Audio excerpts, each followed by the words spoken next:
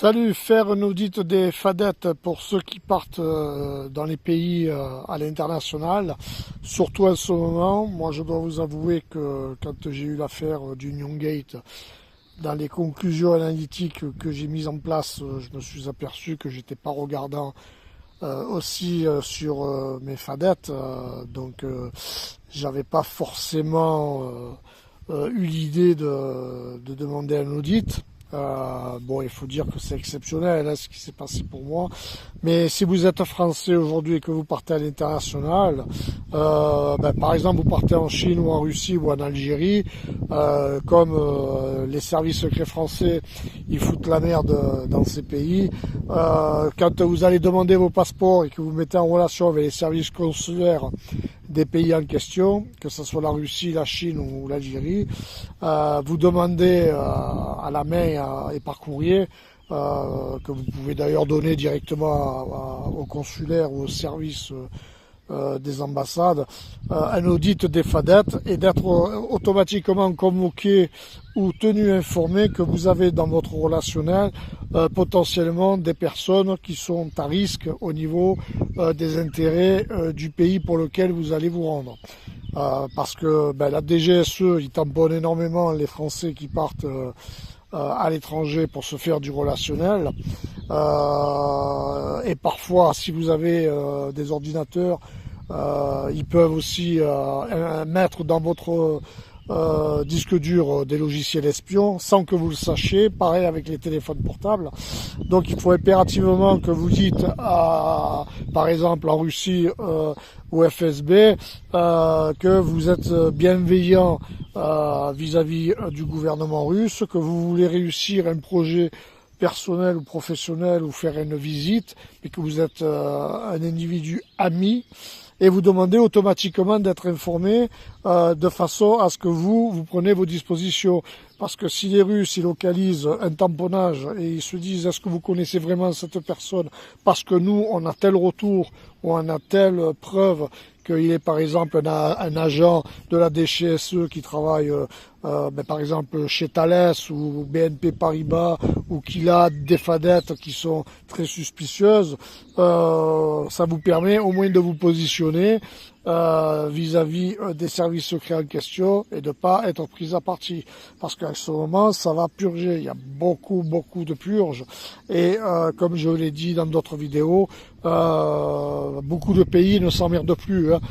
Si vous êtes français, américain, suisse, que vous travaillez dans les secteurs des grandes multinationales occidentales, vous pouvez avoir beaucoup de problèmes. Si vous partez à l'international, faites impérativement un audit des fadettes avec les structures de renseignement pour lesquelles vous allez vous rendre.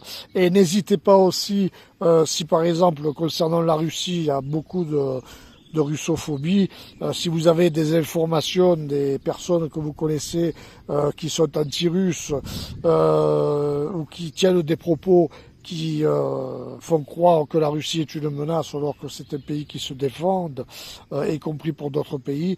N'hésitez pas à les signaler aussi au service consulaire des personnes concernées. Je veux dire, à la Russie, vous envoyez un dossier, vous communiquez un numéro de téléphone, plaque d'immatriculation, vous faites juste un audit observatoire, vous dites voilà, ce monsieur a tenu tel propos, il me paraît suspicieux parce que, comme je l'ai dit, il va pas avoir de guerre chaude concernant l'Europe avec la Russie, mais il va y avoir des interventions sporadiques, techniques.